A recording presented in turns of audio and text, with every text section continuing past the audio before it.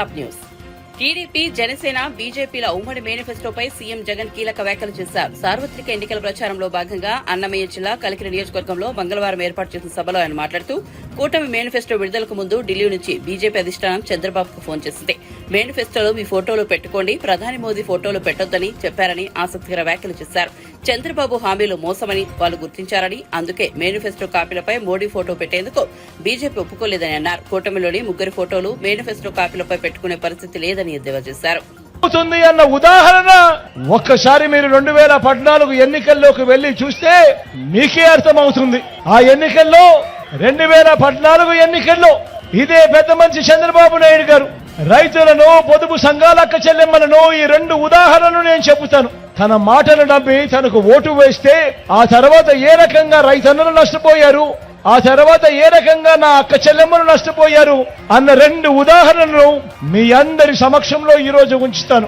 అప్పటిలో 2014లో 87,612 కోట్ల రూపాయలు వ్యవసాయ రుణమాఫీ అని చెప్పి బ్యాంకుల్లో పెట్టిన బంగారాన్ని విడిపిస్తాను అని చెప్పి చివరికి రుణమాఫీ కథ దేవుడెరుగు 0 వడ్డీ సైతం ఎగ్గొట్టిన పరిస్థితులు కూడా మనమంతా కూడా మన కళ్ళారా చూసాం.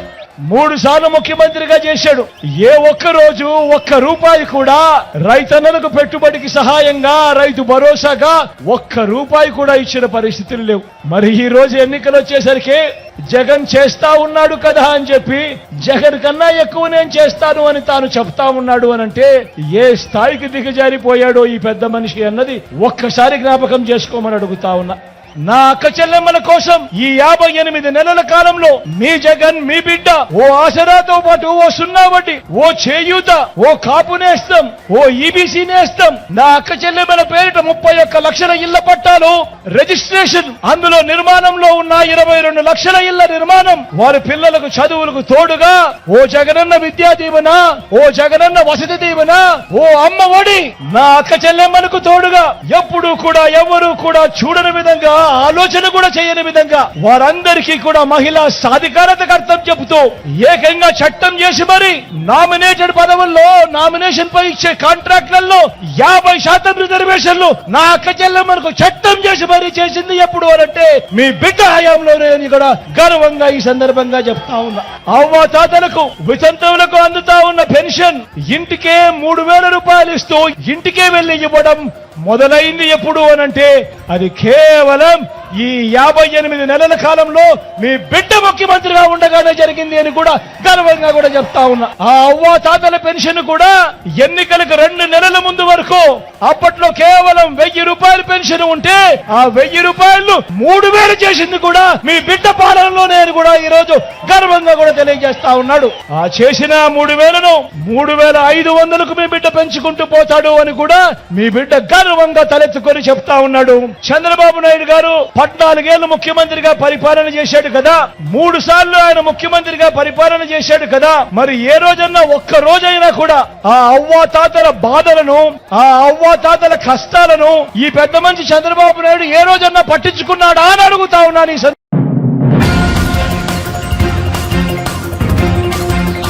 ముఖ్యమంత్రి రేవంత్ రెడ్డితో ఎలాంటి మిలాఖత్ లేకుంటే ప్రధాని నరేంద్ర మోదీ తను చెప్పిన ఆర్ ట్యాక్స్ పై ఈడీ, ఆదాయపు పన్ను శాఖతో విచారణ జరిపించాలని బీఆర్ఎస్ అధినేత కేసీఆర్ డిమాండ్ చేశారు. మంగళవారం కేసీఆర్ కొత్తగూడెంలో కార్నర్ మీటింగ్ లో మాట్లాడుతూ ప్రధాని మోదీ తెలంగాణకు వచ్చారని, మెదక్ సభలో మాట్లాడుతూ రేవంత్ రెడ్డి ఆర్ ట్యాక్స్ వసూలు చేస్తున్నారని ఆరోపణలు చేశారని తెలిపారు. ఆయన చెప్పింది నిజమే అయితే వారు మిలాఖత్ కాకుంటే దీనిపై విచారణ జరిపించాలని డిమాండ్ చేశారు. కానీ మోదీకి అది చేత కాదన్నారు. పైకి మాత్రమే తాము వేరన్నట్లుగా నాటకాలు ఆడుతున్నారని, కానీ మోదీ, రేవంత్ ఇద్దరు ఒకటేనని విమర్శించారు. గిరిజన బిడ్డలకు, ముస్లిం మైనారిటీలకు అందరికీ కూడా 20 లక్షల స్కాలర్షిప్ ఇచ్చినాం. ఈ రోజు 20 లక్షల స్కాలర్షిప్ ఇస్తున్నారా? ఓవర్సీస్ స్కాలర్షిప్ ఇస్తున్నారా? ఫీజు రియంబర్స్మెంట్ ఇస్తున్నారా? మరి ఏం చేస్తున్నారు? డబ్బులు ప్రభుత్వం ఏం చేస్తా ఉంది? దయచేసి మీరు ఆలోచన చేయాలి. గిరిజనుల కోసం చరిత్రలోనే ఎప్పుడు లేనటువంటి బంజారా హిల్స్లో బంజారాల కోసం బంజారా భవన్ గాని, కుమ్రంభీం పేరు మీద ఆదివాసీ భవన్ గాని కట్టినాం. ఎప్పుడైనా ఏ ప్రభుత్వం కట్టిందా? కోట్ల రూపాయలు పెట్టి గిరిజన బిడ్డల కోసం రాజధాని నడిబొడ్డున 75 సంవత్సరాల స్వాతంత్రంలో మొదటిసారిగా బ్రహ్మాండంగా మీకు గిరిజన భవనాలు కట్టించినాం. మీ అందరూ కూడా ఒక ఆలోచన చేయాలి. కరెంటు కాట కలిసింది.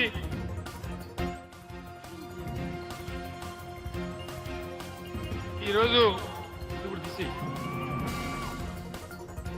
సింగరేణి బిడ్డలకు కూడా బీఆర్ఎస్ హయాంలో ఎటువంటి లాభాలు చేసినామో, ఏమేమి సాయం జరిగిందో మీ అందరికీ తెలుసు. తెలంగాణ స్పెషల్ ఇంక్రిమెంట్ ఇచ్చినాం, బోనస్ ఇచ్చినాం, చరిత్రలో ఎప్పుడు లేనంత పెంచినాం. ఇప్పుడు ఈ ప్రభుత్వం సింగరేణిని కూడా ముంచే కార్యక్రమంలో ఉంది. ఎందుకంటే మీ అందరికీ తెలుసు, ఈనాడున్న ముఖ్యమంత్రి చోటేబాయ్, నరేంద్ర మోడీ బడేబాయ్.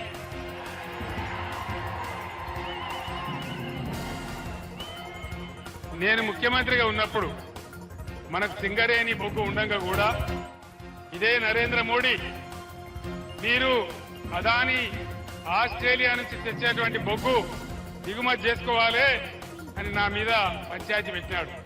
నేను ఆ రోజు చెప్పిన, మాకే సింగరేణి ఉంది, మాకే బొగ్గు ఉంది, నీ ఆస్ట్రేలియా బొగ్గు మాకెందుకని చెప్పి ఎట్టి పరిస్థితులలో ఒక టన్ను కూడా కొనమని చెప్పి నేను చెప్పినాను. సింగరేణిని కాపాడడానికి ప్రయత్నం చేసినాం. మరి దయచేసి మీరు ఆలోచన చేయాలి. ఈరోజు ఏది కూడా జరగల. రైతు బంధు రాలే, కరెంటు రాలే, రుణమాఫీ కాలే, అన్ని హామీలు కూడా అరచేతిలో వైకుంఠం చూపించి గోల్మాల్ చేసి గద్దెకెక్కిన కాంగ్రెస్ ప్రభుత్వం ఘోరమైనటువంటి పనులు చేస్తా ఉంది. జిల్లాలన్నీ కూడా తీసేస్తా అంటా ఉన్నారు. జిల్లాలు ఎందుకు పెట్టినా, మనకు పనిలేక పెట్టినామా? ప్రజలకు పరిపాలన చేరువ కావాలని, అందరికీ అందుబాటులోకి రావాలని కొత్తగూడెం జిల్లా చేయడమే కాదు, బ్రహ్మాండమైన కలెక్టర్ కార్యాలయం కట్టుకున్నాం, అద్భుతమైన కలెక్టరేట్ కట్టుకున్నాం. ఇవన్నీ కూడా తీసేస్తామని మాట్లాడుతా ఉన్నారు. నరేంద్ర మోడీ బీజేపీ ప్రభుత్వం 10 ఏళ్ల కింద దేశంలో గద్దెకెక్కితే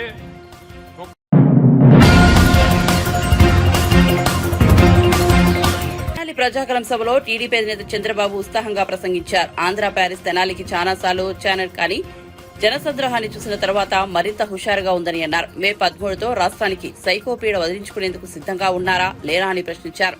తెనాలి అసెంబ్లీ స్థానం జనసేన అభ్యర్థి నాదెళ్ల మనోహర్ ను, గుంటూరు ఎంపీ స్థానం టీడీపీ అభ్యర్థి పెమ్మసాని చంద్రశేఖర్ ను గెలిపించాలని చంద్రబాబు పిలుపునిచ్చారు.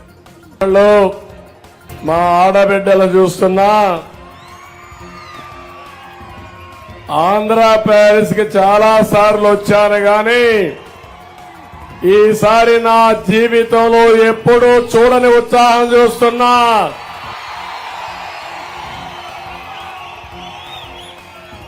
మీలో ఒక కసి కనపడస్తా ఉంది. ఎప్పుడెప్పుడు 13వ తారీఖు వస్తుందా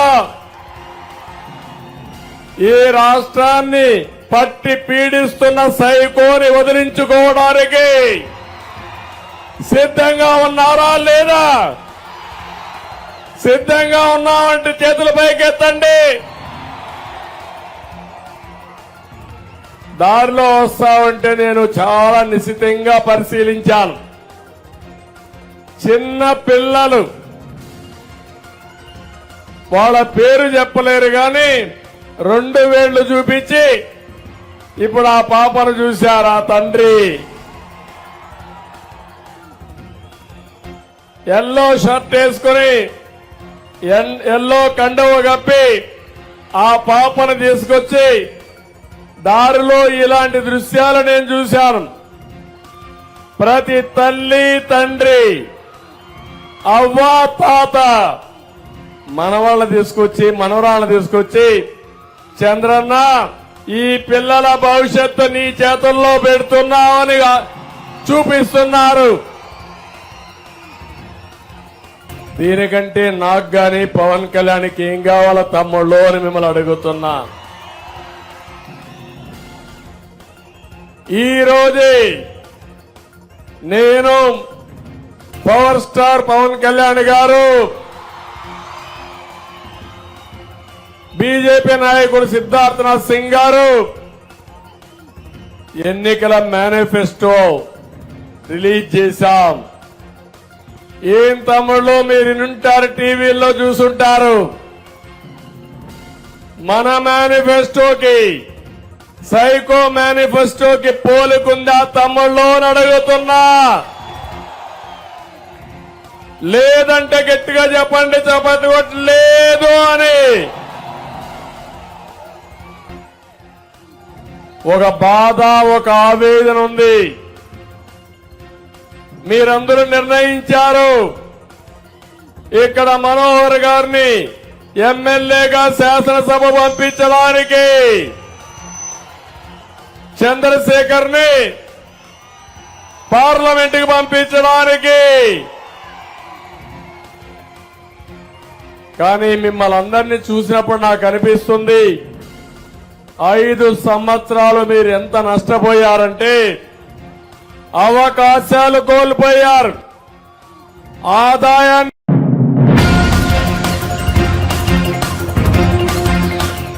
నరేంద్ర మోదీ గారు నన్ను తిడితే మీకు ఏమొస్తుంది, ఢిల్లీ నుంచి వచ్చి భయపడితే భయపడతానని అనుకున్నావా అని తెలంగాణ ముఖ్యమంత్రి రేవంత్ రెడ్డి ఆగ్రహం వ్యక్తం చేశారు.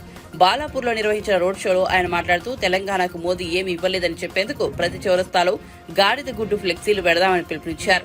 గాడిద గుడ్డు ఇచ్చిన వారికి ఓటేద్దామా అని ప్రశ్నించారు. ఇందిరమ్మ ఇల్లు, ఆరోగ్యశ్రీ ఇచ్చిన వారికి ఓటేయాలన్నారు. తన వద్దకు ఢిల్లీ పోలీసులు పంపించి నోటీసులు ఇచ్చారని మండిపడ్డారు. అధ్యక్షులందరూ కూడా వాళ్ళ శాయశక్తుల మా అమ్మల్ని, మా అక్కల్ని, మా పెద్దమ్మల్ని వేలాదిగా తీసుకొచ్చి, అదేవిధంగా మిత్రుడు శంకర్ యాదవ్ వీళ్ళందరూ కలిసి వేలాదిగా మా ఆడబిడ్డలు, మా అక్కల్ని, మా పెద్దమ్మలని ఇక్కడికి తీసుకొచ్చి కాంగ్రెస్ పార్టీ అభ్యర్థి డాక్టర్ రంజిత్ రెడ్డిని గెలిపించడానికి, ఆశీర్వదించడానికి తెచ్చినందుకు మీకు అందరికీ మనస్ఫూర్తిగా ధన్యవాదాలు, కృతజ్ఞతలు. మిత్రులారా, ఇవాళ మీరు ఆలోచన చేయండి. 10 సంవత్సరాల నుంచి తెలంగాణ రాష్ట్రానికి చంద్రశేఖరరావు ముఖ్యమంత్రిగా ఉన్నా, 10 సంవత్సరాలు నరేంద్ర మోడీ ఈ దేశానికి ప్రధానమంత్రిగా ఉన్నా, మన సరూర్ నగర్ ప్రాంతం, మన ఆర్కేపురం, మన ఎన్టీఆర్ నగర్ లో ఉన్న సమస్యలు, మీ ప్లాట్ల ఇళ్ల రెగ్యులరైజేషన్ ఏ మాత్రం కూడా చేపట్టలేదు. కానీ ఈరోజు మన ప్రాంతానికి ఏది కావాలన్నా ఇవాళ మనం ఢిల్లీకి పోయి అడగాలనంట. ఇవాళ నరేంద్ర మోడీ గారు వచ్చిండ్రు, తెలంగాణకి ఏమన్నా ఇస్తారేమో అనుకున్నా, తెలంగాణకి ఏమన్నా తెస్తారేమో అనుకున్నా. ఆయన ఏమి తేలే.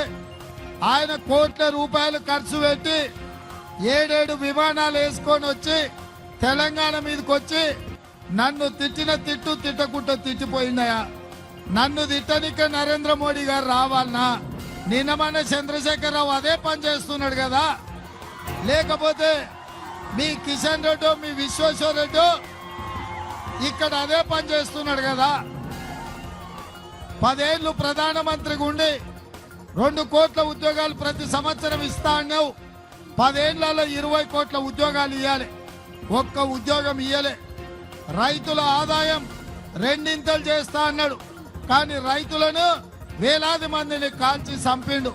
మన తెలంగాణకు ఆనాడు సోనియమ్మ ఇచ్చిన బయ్యారం ఉక్కు కర్మాగారాన్ని రద్దు చేసిండు, కాజీపేట రైల్వే కోచ్ ఫ్యాక్టరీని రద్దు చేసిండు, ఐటీఐఆర్ కారిడార్ ను రద్దు చేసిండు, ఐఐటి, ఐఎం లాంటి ఇన్స్టిట్యూషన్లను రద్దు చేసిండు.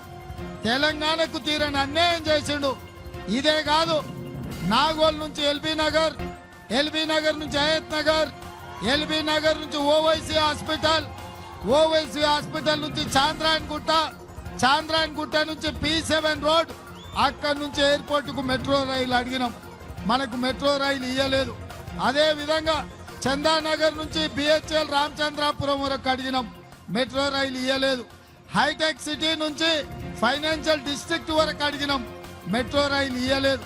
ఇవాళ ఎల్బీ ఓవైసీ హాస్పిటల్ నుంచి రాజేంద్ర నగర్ అగ్రికల్చర్ యూనివర్సిటీ వరకు అడిగినాం, మనకు మెట్రో రైలు ఇయ్యలేదు.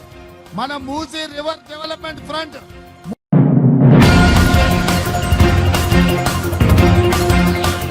పోలవరం నియోజకవర్గం కొయ్యలగూడెంలో జనసేన అధినేత పవన్ కళ్యాణ్ వారాహి విజయవేరి సభ నిర్వహించారు. పోలవరం ప్రాంతానికి కరాటం రాంబాబు కుటుంబం ఎంతో చేసిందని అన్నారు. పార్టీ పెట్టినప్పటి నుంచి ఆయన తనను భుజం తట్టి ప్రోత్సహించారని తెలిపారు. రాజశేఖర రెడ్డి హయాంలో పోలవరం ముందుకు కదిలిందంటే అందుకు కారణం కరాటం రాంబాబు కుటుంబమేనని, వారి కుటుంబం పోలవరం ప్రాజెక్టుకు 110 ఎకరాలు ఇచ్చేసిందని వెల్లడించారు. టీడీపీ ప్రభుత్వ హయాంలో 2018 నాటికి పోలవరం 50% పూర్తయిందని, కానీ జగన్ అధికారంలోకి వచ్చి పోలవరం ప్రాజెక్టుపై ఎన్నో కథలు చెప్పాడని పవన్ కళ్యాణ్ విమర్శించారు. పునరావాస ప్యాకేజీ అమలు చేస్తామని గిరిజనులు సహా అందరినీ నమ్మించాలని, కానీ ఇంతవరకు అమలు చేయలేదని మండిపడ్డారు. ఇక్కడకు తిరిగేవాడు. ఈ అడవులంటే సరదా కాబట్టి పచ్చటి చెట్లు ఎలా ఉంటాయి, జంతువులు ఎలా ఉంటాయి తిరిగేవాడిని ఇక్కడ. నాకు కరాటం రాంబాబు గారు అలా పరిచయం నాకు. ఆయన అప్పటి నుంచి ఇప్పటికి కూడా ఏజెన్సీ టైగర్ అని పిలుస్తారు. ఇందాక ఆయన చెప్పినట్టుగా పోలవరం ఆయన నాయనమ్మ గారి ఇల్లు, నాయనమ్మ గారి ఊరు. ఈ ప్రాంతానికి ఆయన కుటుంబం ఎంతో చేశారు.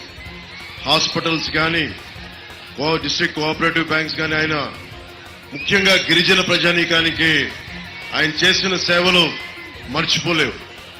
ఎక్కడ కష్టం ఉన్నా రాంబాబు అన్న ఒక్క మాట మాట్లాడితే అర్ధరాత్రి అపరాత్రి లేకుండా బయటకు వచ్చి నిలబడే వ్యక్తి. 2019లో కూడా నాకు ఆశీర్వచనాలు ఇచ్చారు. 2014 నుంచి పార్టీ పెట్టినప్పటి నుంచి కూడా ఆయనకి నేను చిన్నప్పటి నుంచి వ్యక్తిగతంగా ఇస్తున్నాను. ఆయన నాకు ఎప్పుడు భుజం తట్టి బాగుండాలని కోరుకునే వ్యక్తి. మొట్టమొదటిసారి క్రియాశీలక రాజకీయాలు కాంగ్రెస్ వాదిగా ఉండి క్రియాశీలకంగా కాంగ్రెస్ పార్టీలోనే ఉంటూ వామపక్ష ఉద్యమాల నుంచి క్రియాశీలక కాంగ్రెస్ పార్టీ రాజకీయాలకు వెళ్లి ఈ రోజున మొట్టమొదటిసారి ఆయన ఇంట్లో కూర్చొని పడక కుర్చీలో కూర్చొని సలహాలు ఇవ్వాల్సిన వయసులో ఆయన వచ్చి ఈరోజు ఈ సభకి వచ్చి నిలబడ్డారంటే నిజంగా ఈ సభకి ఒక కిరీటం లాగా ఉంది ఆయన వచ్చిన విధానం. అంటే పోలవరం ముందుకు కదిలింది అంటే రాజశేఖర రెడ్డి గారి హయాంలో మొట్టమొదటిసారిగా ఆయన కుటుంబం నుంచి, ఆయన నుంచి పోలవరం ప్రాజెక్టుకి 110 ఎకరాలు స్వచ్ఛందంగా ఇచ్చిన వ్యక్తి కరాటం రాంబాబు గారు. ఈ రోజున ఇన్ని వేల ఎకరాలు అందరూ స్వచ్ఛందంగా ఇచ్చారంటే ఆయన మొట్టమొదటి వేసిన అడుగు. ఈ రోజున ఎప్పుడు బయటికి వచ్చేవారు కాదు ఆయన. క్రియాశీలక రాజకీయాల నుంచి నేను రాను కళ్యాణ్, నన్ను ఎప్పుడు కళ్యాణ్ అని పిలుస్తారని. నేను రాను కళ్యాణ్ గారు, నేను ఎప్పుడు రాను. ఒకటే బాధ ఉండిపోయింది, నా కోసం గిరిజన ప్రాంతాల నుంచి అందరూ కూడా ఒక్క నా మాట చెప్తే అందరూ కదిలిపోయి నేను 110 ఎకరాలు ఇచ్చి నేను చాలా మందిని, వేలాది మందిని కన్విన్స్ చేశాను నేను. అరే పోలవరం ప్రాజెక్టు గ్రామం మనకి రాష్ట్రానికి మంచిది, విద్యుత్తుకు కానీ అటు మిగతా రాష్ట్రాలకు కానీ మొత్తం రాష్ట్రం మొత్తం పోలవరం ప్రాజెక్టు పూర్తయితే దాదాపు డైరెక్ట్ గా 30 లక్షల ఎకరాలు. అలా కాకుండా అటు సైడ్ రాయలసీమకు కూడా పోలవరం నిండితేనే రాయలసీమకి మిగతా ప్రాజెక్టుల నుంచి నీళ్లు వెళ్తాయి. ఏది చూసుకున్నా సరే పోలవరం కీలకమైపోయింది.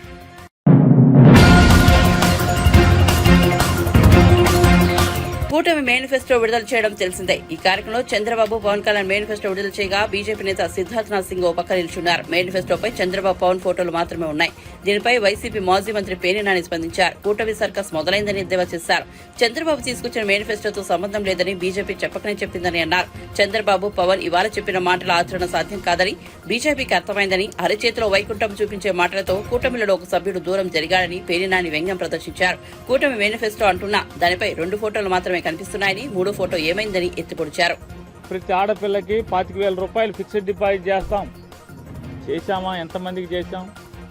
డ్వాక్రా అక్క చెల్లెలందరూ కూడా అప్పు తీసుకున్నటువంటి 14,000 కోట్ల రూపాయలు బేషరతుగా రుణమాఫీ చేస్తామని చెప్పాం. చేశామా? చేస్తే చేశామని.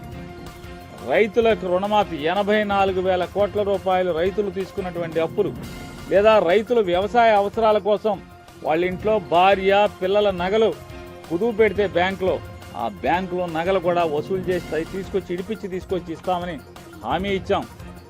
ఇగో ఇంతమంది రైతులకి ఇంత డబ్బు అప్పు కట్టాం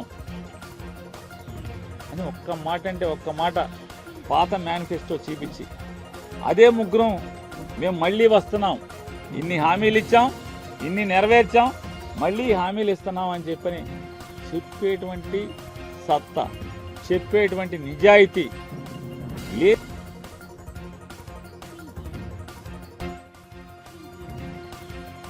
మోసగాళ్ళు వచ్చి వాళ్ళు మాట్లాడినటువంటి ఎన్ని మనం చూసి ఆయన ఏమాత్రం ఏమైనా సరే ఇదిగో 2014లో ఆయన చెప్తాడు, నేను పంచాయతీ రాజ్ వ్యవస్థని ఉద్ధరిస్తాను అని చెప్పి మాట్లాడాడు. 2014 నుంచి 19 దాకా పంచాయతీ రాజ్ వ్యవస్థని సర్వనాశనం చేసింది ఎవరు? సర్పంచ్ కానీ పాలకవర్గం ఉండగా ఆ పాలకవర్గానికి సంబంధం లేకుండా జన్మభూమి కమిటీలు ఏర్పాటు చేసి ఏ పథకం ప్రజలకు కావాలన్నా జన్మభూమి కమిటీ టిక్కు పెడితే మాత్రమే, వాళ్ళకి టిక్కు పెట్టిన వాళ్ళకి మాత్రమే ఆ పథకం లభించేలాగా సర్వనాశనం చేసింది పంచాయతీలను ఎవరు? ఇవాళ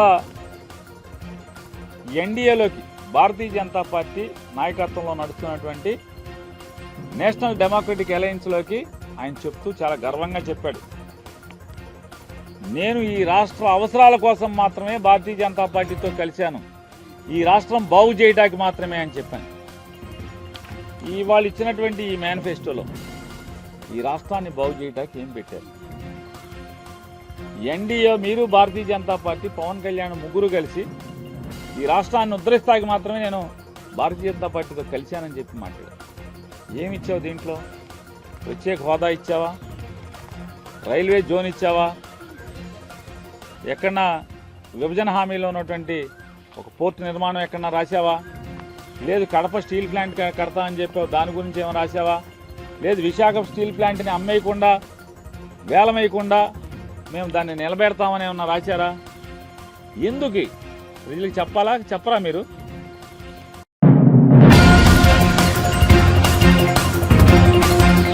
గుంటూరు జిల్లా మంగళగిరిలో మహిళలకు ప్రాధాన్యత ఇచ్చే సంస్థలను స్థాపిస్తామని హెరిటేజ్ ఫుడ్స్ ఎగ్జిక్యూటివ్ డైరెక్టర్ నారా బ్రాహ్మణి చెప్పారు. ఎన్నికల ప్రచారంలో భాగంగా నారా బ్రాహ్మణి మంగళగిరిలో విస్తృతంగా పర్యటించారు. పచ్చళ్లు తయారు చేసే మహిళా కార్మికులతో సమావేశమయ్యారు. మహిళలతో కలిసి మామిడికాయ ముక్కలు కొట్టి పచ్చడి తయారు చేశారు. వ్యాపారంలో ఎదురవుతున్న సమస్యలను మహిళలు నారా బ్రాహ్మణి దృష్టికి తీసుకొచ్చారు.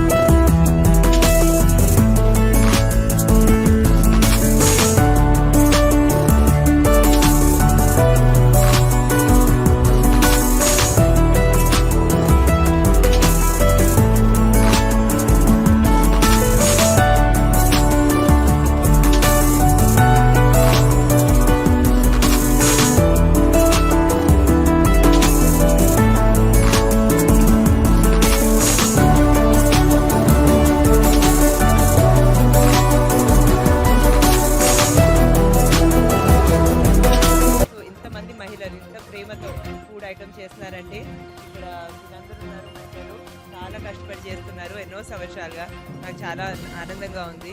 ఇలాంటి ఇండస్ట్రీస్ ఇంకా చాలా రావాలి. ఎక్కడైతే మహిళలకి మంచి ఆపర్చునిటీస్, మంచి వర్కింగ్ ఎన్వైరన్మెంట్ ఉంటుందో రావాలని నేను కోరుకుంటున్నాను. ఇంకా మన నారా లోకేష్ గారు కూడా మహిళల మీద ఎంతో ఫోకస్ పెట్టడం జరుగుతుంది. స్త్రీ శక్తి ప్రోగ్రామ్ ద్వారా కానివ్వండి, వేరే ప్రోగ్రామ్స్ ద్వారా కానివ్వండి. ఇది ఇంకొక మంచి ఎగ్జాంపుల్ మహిళా సాధికారత కోసం, అభివృద్ధి సంక్షేమం కోసం. సో తప్పకుండా ఇలాంటి ఇండస్ట్రీస్ ఇంకా ఎక్కువ వస్తాయని నేను ప్రామిస్ చేస్తున్నాను. ఇంకా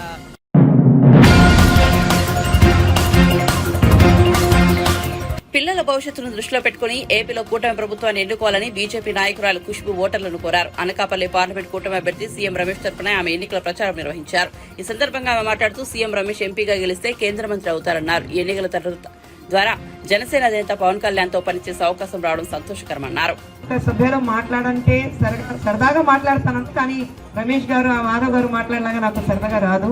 సో కొద్దిగా మధ్యలో ఎక్కడైనా పోతే అడ్జస్ట్ చేయాలి మీరు. నిజంగానే 10 years, అది 10 సంవత్సరాలు మీరు చూస్తే మన ప్రైమ్ మినిస్టర్ నరేంద్ర మోదీ గారు ఈ దేశ గురించి ఎంత ఆలోచిస్తుంది, అన్ని పాలసీస్ మీకు ఇస్తారు. ఇప్పుడు కూడా ప్రతి పాలసీ మీకు రావాలంటే సెంట్రల్లో బీజేపీ గెలవాలి. బీజేపీ గెలవాలంటే అనకాపల్లి నుంచి రమేష్ గారు గెలవాలి. దీనికి వచ్చే ఓటింగ్ టైంలో మీరు కమలపుకి గుర్తు చేసుకొని కమలపుకి మీరు ఖచ్చితంగా ఓటు వేయాలి. జగన్ గారు ఇక్కడ ఉన్నప్పుడు ఏం జరిగింది మన అందరికీ తెలుసు.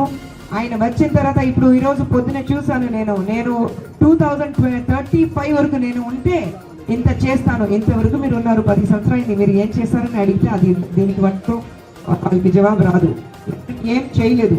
సీఎం రమేష్ గారు ఇక్కడ నుంచి మీరు పార్లమెంట్ కి, ఆయన రాజ్యసభ మెంబర్ ఉన్నారు, కానీ ఇక్కడ నుంచి ఒక జనాకు మధ్యలో మీరు చూస్ చేసి ఇక్కడ నుంచి లోక్సభకి పంపిస్తే బాగుంటుంది. ఎందుకంటే ఆయన లోక్సభ మెంబర్ మాత్రం కాదు, నిజంగా చెప్తున్నాను, రమేష్ గారు ఇక్కడ నుంచి గెలిస్తే డెఫినెట్ గా ఇక్కడ నుంచి ఒక సెంట్రల్ మినిస్టర్ మీరు గెలిచి పంపిస్తారు, అది నేను మీకు చెప్తున్నాను.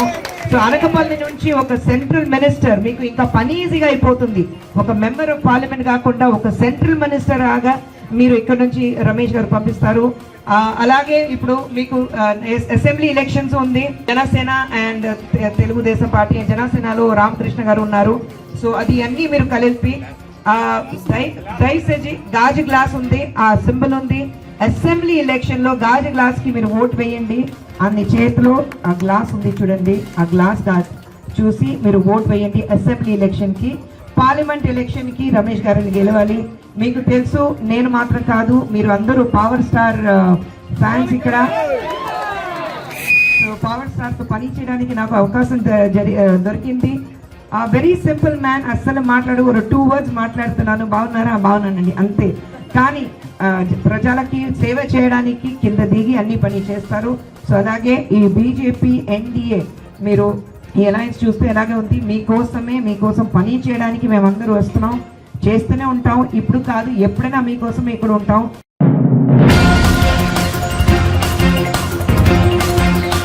హైదరాబాద్ గచ్చిబౌలిలోని ఓ మాల్లో సన్ రైజర్స్ జట్టు సందడి చేసింది. స్టార్ క్రికెటర్లు Heinrich Klaasen, Abdul Samad, Nitish Kumar Reddy, Jaydev Unadkat, T Natarajan అభిమానులతో సరదాగా ముచ్చటించారు. క్రికెటర్లను చూడడానికి అభిమానులు భారీ సంఖ్యలో తరలివచ్చారు. వారితో ఫోటోలు దిగడానికి పోటీ పడ్డారు.